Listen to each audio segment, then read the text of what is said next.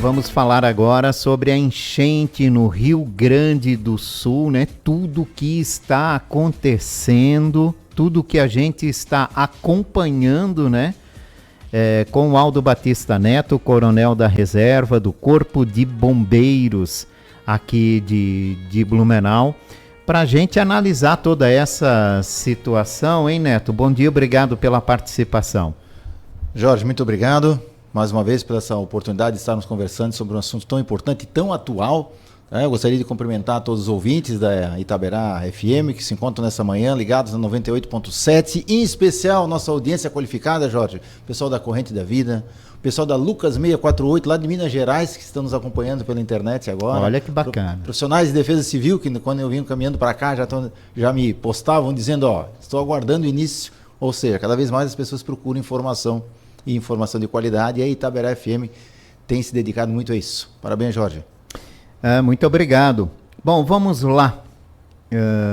Tudo isso que o Rio Grande do Sul está passando, né, numa proporção gigantesca, a gente já passou situações semelhantes, né? É claro que eu acho que lá são 70% do estado comprometidos, né? Com toda essa enchente que aconteceu, com o número de cidades atingidas por essa catástrofe climática, né, Neto? Jorge, mais uma vez um estado brasileiro é atingido de forma extremamente acentuada e severa por um evento natural extremo, tá? Que foge da curva média de situações que nós estamos acostumados, tá? É importante lembrar, eu vinha conversando com o pessoal essa semana, nós estávamos pelo menos até ontem, né? Com o tempo aberto, com sol, com uma temperatura diferenciada para essa época do ano, e foi este desenho que traz um calor para a nossa região em Santa Catarina, que fez com que criasse uma linha estacionária de chuva sobre o Rio Grande do Sul. Então nós temos um evento climático que ele não é inédito na sua formação. 2008, o que aconteceu conosco aqui em Blumenau, também foi mais ou menos similar. Semelhante isso aí, né? Tinha uma barreira e a concentração foi aqui. Exatamente, né? Rio do Sul, de Rio do Sul para cima, Rio do Sul todo mundo no sol, no tempo aberto, e de Rio do Sul para baixo nós tínhamos então o desastre de 2008, né? Onde a nossa serra da região de Ibirama foi o grande anteparo que fez com que a chuva toda, um desenho estacionário de chuvas mais baixas de circulação marítima, descarregasse toda a água que nós tivemos em 2008, mas nós tínhamos também uma alta pressão importante a partir do Paraná, que agora essa alta pressão rebaixou, ficou sobre o nosso estado, parte do nosso estado, segurando as chuvas importantes no Rio Grande do Sul. Então nós temos um fenômeno climático que faz que chova de forma importantíssima sobre um estado, sem uma experiência, Jorge, anterior dessa magnitude. Todos falam, né, da enchente de 41, que atingiu o Guaíba também, né? Tem bastante coisa na internet interessante, comparando fotos de lugares de Porto Alegre de 41 e agora, e as fotos são praticamente idênticas, inclusive na altura do rio, só que foi um número tão grande de municípios atingidos, né? Hoje, o Rio Grande do Sul tem 497 cidades, e nós temos até o momento algo como 348 cidades que relatam um impacto importante. Então, nós falamos de 70% do município sem um histórico importante de eventos dessa magnitude, de uma emergência estadual tão grande. E isso, Jorge, todo mundo pergunta o que está acontecendo no Rio Grande do Sul.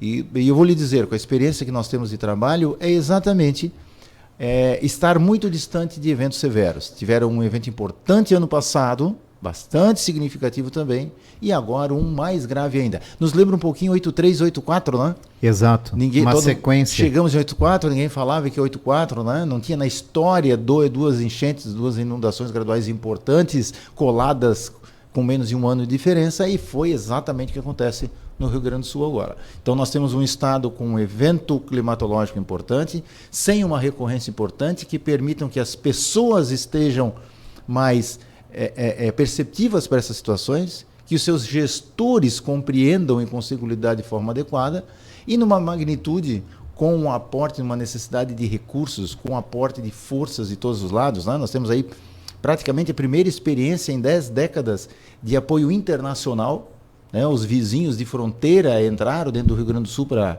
auxiliar com as forças oficiais, com forças federais, dos seus países, operando para ajudar. E isso é quase que histórico também na nossa região, mas que mostra o tamanho do problema enfrentado. E um evento dessa magnitude, Jorge, precisa de um desenho de gestão diferente, precisa de pessoas acostumadas a trabalhar nesse regime de emergência.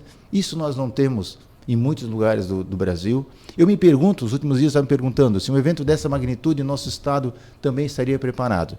Eu acredito que sim. As coisas aconteceriam mais rápidos, as pessoas reagiriam mais rápidas, porque como nós temos um histórico importante, a população já tem um desenho de autoproteção diferenciado. Mas mesmo assim, Jorge, com toda a nossa experiência, um evento dessa magnitude seria desafiador em algum momento, eu não tenho dúvidas. Eu fico imaginando a pressão que o governador do estado do Rio Grande do Sul tem passado nos últimos dias no seu processo de tomada de decisão. Fico imaginando que ele ainda vai passar. Porque a gente sabe muito bem como é quando as águas baixam, né? As consequências aparecem aí. Hoje, nesse momento, claro, todas as atenções é pelo salvamento de vidas, mas vem um problema bem maior depois, e tem que se cuidar disso, né? Bem maior economicamente falando, sim, né? Sim. Esse é o mas ponto tem principal. que se cuidar disso, né? Hoje conseguir salvar vidas, dar atenção para aqueles que perderam, que não conseguem voltar para casa, e depois conseguir botar a casa em ordem, que vai durar muito tempo toda essa situação. Jorge, referem cidades que foram atingidas no evento do ano passado, em que prefeitos municipais conversaram com seus setores econômicos, implorando para que os negócios não fossem embora da sua cidade, prometendo mudanças, prometendo investimentos, e agora começaram a reconstruir e perderam tudo novamente.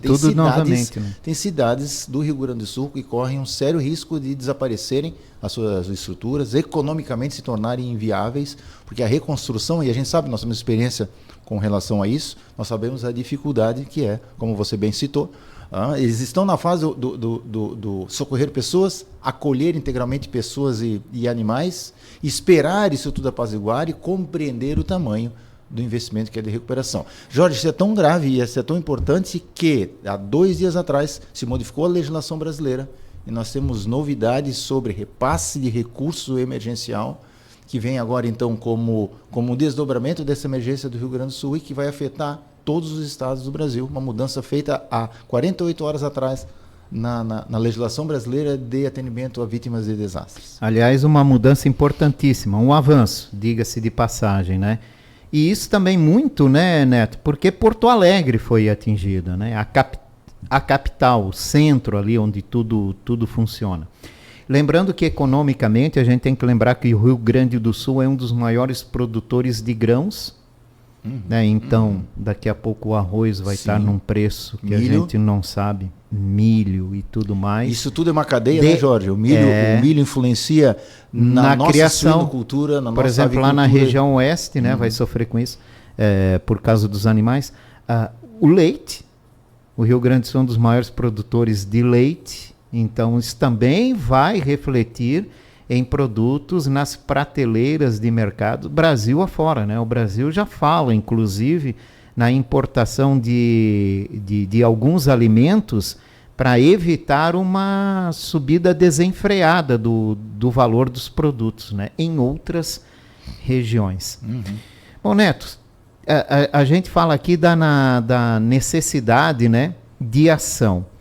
Uma pesquisa feita pela Genial Quest, que está sendo divulgada hoje na imprensa nacional, mostra que para 70% dos brasileiros entrevistados, né, o Estado tem culpa pela tragédia e por tudo isso que está acontecendo.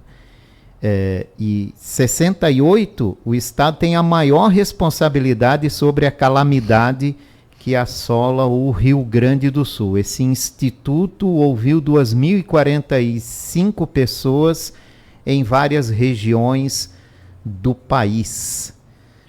Então, o brasileiro tem essa visão, a maioria do brasileiro tem essa visão, que mesmo sendo uma coisa provocada por uma mudança de clima, uma situação climática, o Estado tem responsabilidade sobre isso.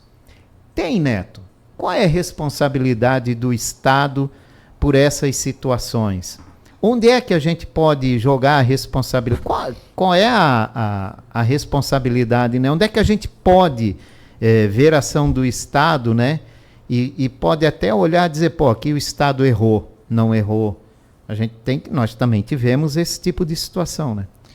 Ô Jorge, nós tivemos e teremos, eu não tenho dúvida nisso. Os especialistas dizem que esses eventos climáticos serão cada vez mais frequentes e com proporções maiores, cada vez maiores. Um poder destrutivo cada vez maior, com menos intervalo entre um e outro, agindo sobre o ecossistema durante mais tempo. Tá? Isso tudo é fruto de um desenho ambiental mais complexo, que dizem os estudos. Agora em janeiro apareceu uma fala muito interessante a partir de um artigo publicado nos Estados Unidos. Eles estudam um determinado lago num estado norte-americano, que esse lago representa um segmento, um pequeno balão de ensaio sobre o clima no mundo, e eles acreditam que desde a década de 50 nós já mexemos no clima de forma irremediável. Então não seria algo novo. Ou seja, desde que começou a parte toda da grande industrialização mundial, nós já começamos a mexer de forma significativa no clima do nosso planeta. Mas, Jorge, a pergunta que você fez é desafiador. Vamos, já que nós estamos falando do Rio Grande do Sul, vamos falar do Rio Grande do Sul, que muito tem que se falar, a gente tem lido um bocado de coisa nas redes sociais. Estão acusando. Tem um professor do Rio Grande do Norte, li uma matéria dele, que disse que isso tudo podia ter sido prevenido no Rio Grande do Sul, porque o Rio Grande do Sul mexeu no seu código ambiental, e a culpa é do governador. Cara, isso é extremamente desafiador, extremamente arriscado você afirmar uma situação dessa. Eu lembro que aqui, Neto, em 2008, se falou muito sobre cortes de morro, por isso caiu, mas ao mesmo tempo caiu vegetação no baú, que sequer alguém tinha mexido na localidade. Que são várias imagens que nós recebemos da Serra do Rio Grande do Sul, agora com escorregamentos importantíssimos, atingindo carros parados em rodovias, onde você não vê intervenção significativa, ou seja, de forma cíclica. A gente ajuda, mas... De forma cíclica isso ocorre, na verdade, nós que acabamos nós nos expusemos a essas situações, indo morar próximo dessas realidades. Tá? Então, assim, mexemos no meio ambiente. Eu fico imaginando o desafio, por isso que eu falei do Eduardo Leite, em que ele precisa viabilizar economicamente um Estado, em que você precisa ampliar a indústria, você precisa ampliar o agronegócio, você precisa manter uma população alimentada e você precisa trazer recursos financeiros para o seu Estado, ou por questões de exportação, ou por toda essa linha de comércio e indústria. E como é que você faz isso de forma equilibrada com o meio ambiente? É desafiador isso. Não estou aqui defendendo, pegando um lado, né, do discurso ambientalista ou do discurso econômico. Mas encontrar um equilíbrio hoje dentro das pressões que se passa é muito forte. Nenhum governador acorda de manhã, nenhum prefeito acorda de manhã e no café da manhã ele olha para a família e diz: hoje eu vou mexer no Código Ambiental. Ninguém faz isso, Jorge. Existe um sistema de pressão que passa também pela população e suas necessidades muito fortes. Só que essas condições climáticas estão mostrando assim, mexeu, olha o quanto você pode ampliar a exposição.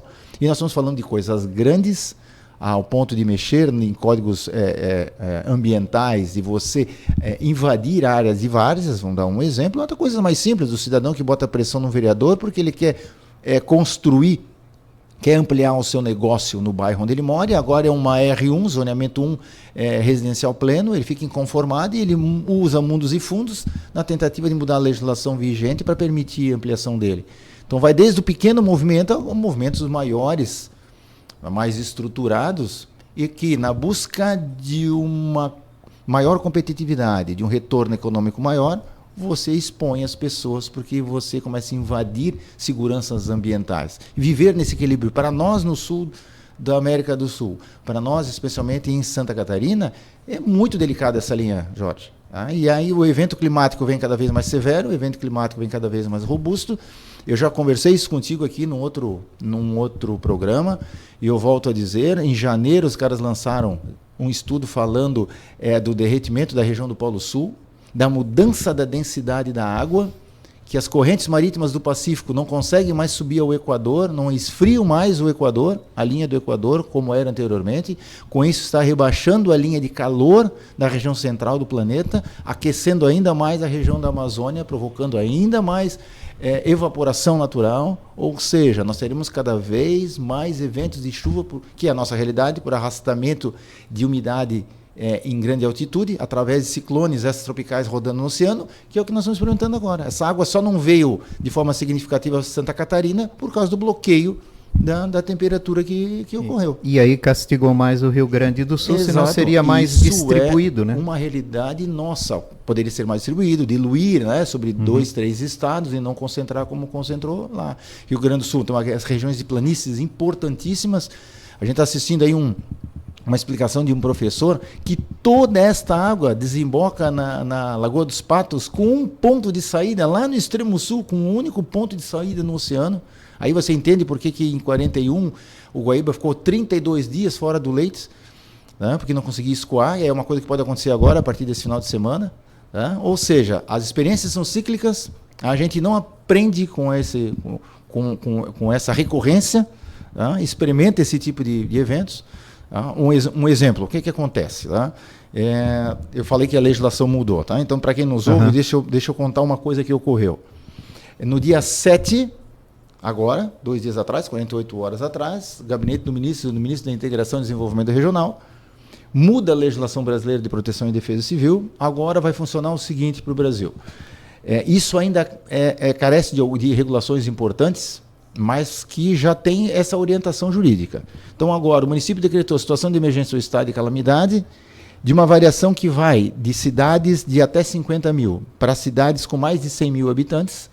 O prefeito agora, então, acessa um recurso que vai de 200 mil a 500 mil reais em 24 a 48 horas, entra na conta da prefeitura no cartão de débito de proteção e defesa civil, que isso é um programa nacional, que todas as cidades e os estados têm acesso a isso, mantém uma conta aberta no Banco do Brasil e um cartão de débito, tá, para utilizar exatamente nessas sessões emergenciais. Então, com baixíssima documentação, com o decreto de estado de calamidade e um ofício solicitando o recurso, já é liberado no cartão para as primeiras operações. Isso tudo segue depois no regulamento de prestação de contas.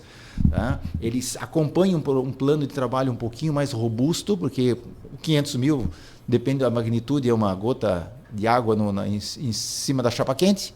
Tá? 500 mil lá no Rio Grande, nas cidades hoje momento, não seria nada. Nesse momento, mas até por causa do momento, né, que se encontra o desastre, mas bem no início vai fazer uma diferença importante para aquisições emergenciais, e isso surge agora depois do evento. Então as pessoas vão perguntar, precisa morrer gente para essas coisas acontecerem. Historicamente é assim que funciona a humanidade. Eventos expoentes severos que causam destruição severas, perdas de vidas severas. Eles trazem comoção social importante e movimentam a máquina humana, política e de mudanças de legislação e de procedimentos. A história da humanidade mostra eventos dessa magnitude que provocam mudanças. Aquilo que é mediano, as nossas inundações do Itajaí-Açu, tá, em cota de até 10 metros. 10 metros e um pouquinho mais. Todo mundo já tem conhecimento, a água sobe, 72 horas depois desce, tudo é lavado, tudo é recuperado, flores plantadas nas praças, volta-se à normalidade, a nossa resiliência já tem isso. Mas se viesse um evento extremamente mais severo e robusto, obrigatoriamente na esteira vem modificações. Porque aquilo que está no dia a dia, mesmo que sejam emergências, a gente sabe lidar. Aquilo que é novo e é grande, traz essa necessidade de novas formas de trabalho, que é o que o Rio Grande do Sul vai experimentar e que vai produzir efeitos para o restante do país. Precisa morrer gente? Precisa ter evento severo, importante, comoção social, dar o input necessário para as mudanças de políticas públicas. Isso é da humanidade, tá? Isso não é uma experiência nossa. O ser humano funciona assim. Vou te dar um exemplo clássico para quem nos ouve. Um dos maiores desastres de Santa Catarina é a estiagem. A estiagem, ele só traz impacto econômico. A estiagem não traz óbito, a estiagem traz perda econômica importante. A gente pouco ouve falar. Tá? Requer mudanças importantíssimas na cultura agrícola do Estado. É um trabalho você conseguir essas mudanças, essas oportunidades, e é um desastre. Tá? Não deixa de ser, né? É um desastre. Tem COBRAD, tem Código Brasileiro de Desastres e tudo. A estiagem Ele responde pelo menos pela metade de todos os nossos decretos no estado de Santa Catarina. Para a gente ter uma ideia, né? Bom, as ações no Rio Grande do Sul contam também com apoio em todo o Brasil e também de Santa Catarina, que tem uma experiência já nesse tipo de ação, né? E você conversou, né, com algumas pessoas que estão lá trabalhando no Rio Grande do Sul. Jorge, um colega meu, Tenente Coronel Fábio Colodel, que é o oficial do Corpo de Bombeiros, que segue com o primeiro grupo de forças-tarefas, importante dizer, né, a força-tarefa no modelo norte-americano que hoje Santa Catarina utiliza e exporta esse conhecimento agora para o restante do Brasil. Nós criamos isso entre 2010 e 2012, exatamente depois da nossa experiência em 2008, faz um grande diferencial.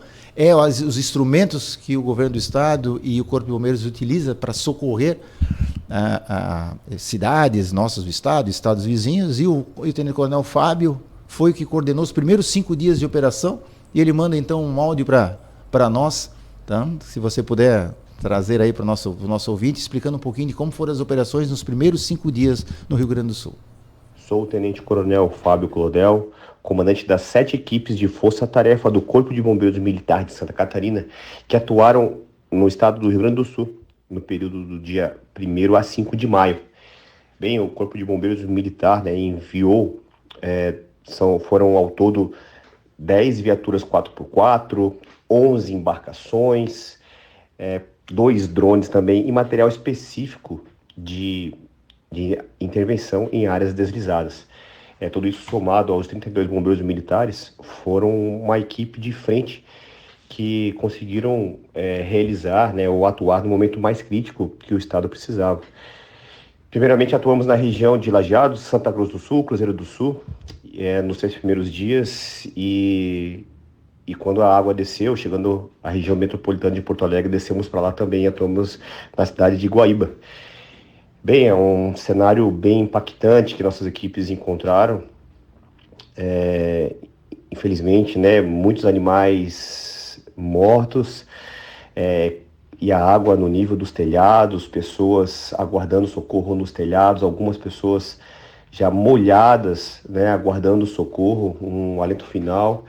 Junto com a equipe de helicópteros e nossas embarcações, a gente conseguiu fazer uma operação de resgate, totalizando nesses 5 dias de atuação, 2.011 pessoas e 161 animais, bem como foram recuperados 10 corpos, né? 9 deles de soterramento, né, de deslizamento de terra, e um deles de afogamento, inclusive no interior da própria residência. Bem, a gente, acho que da ocorrência mais marcante que nós tivemos foi num dia que ao chegarmos às 7 da manhã em Cruzeiro do Sul, bem ao amanhecer, nós recebemos uma notícia que às 8 horas do dia anterior, um barco civil voluntário estava resgatando uma família e virou, e que tinham 9 pessoas agarradas na árvore. E saímos prontamente para a localização que nos foi passada, e graças a Deus, à condução, à guia, a gente conseguiu encontrar essas 9 pessoas. Todas elas estavam numa situação bem complicada, uma delas inclusive estava já com água, né, nas pernas, as demais estavam nos galhos mais acima, mas estavam bem desesperadas.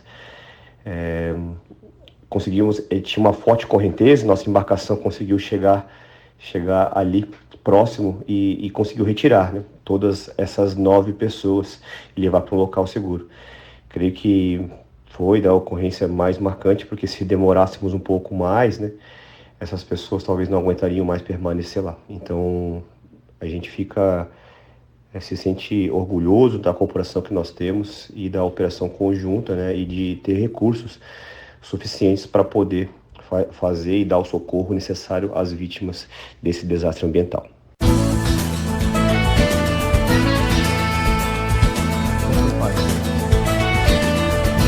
Esses esclarecimentos e essas informações aí sobre o trabalho lá no Rio Grande do Sul. Estava conversando aqui com o Neto, Aldo Batista Neto, coronel da reserva do Corpo de Bombeiros em Blumenau, que tem uma experiência fantástica aí nessa questão de desastres naturais. Neto, nós temos aqui, o estado de Santa Catarina já tem uma estrutura, um preparo, plano de ação, ele é muito desenvolvido nessa questão, né? Nós estamos insistentemente discutindo ações de desastres, né? Então a gente tem uma certa, os nossos profissionais nesses setores têm uma certa experiência nesse sentido e podem fazer a diferença, né? O auxílio às localidades que passam por essa situação, que não tem toda essa experiência, né? Jorge, depois de 2008 foi um divisor de águas para o nosso estado, para o Brasil como um todo também, mas ele provocou muita mudança.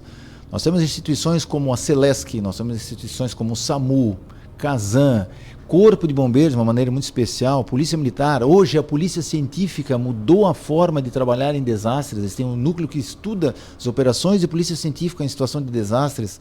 Os gestores catarinenses, as suas instituições, tanto na esfera estadual como os municípios, né, e principalmente os municípios de alta recorrência de eventos. E daí, na esteira disso tudo, Jorge, a população, que é a parte mais envolvida, e as pessoas que precisam ser atendidas nesse momento, já tem uma percepção e um comportamento diferente. Nós temos trabalhado, que é um dos grandes motes de proteção e defesa civil agora no Brasil, em especial em Santa Catarina, é você focar na autoproteção. Nós temos um serviço de monitoramento para alerta e alarme mais assertivo, nós temos estratégias de difusão do conhecimento. Eu recebi informação agora pela manhã,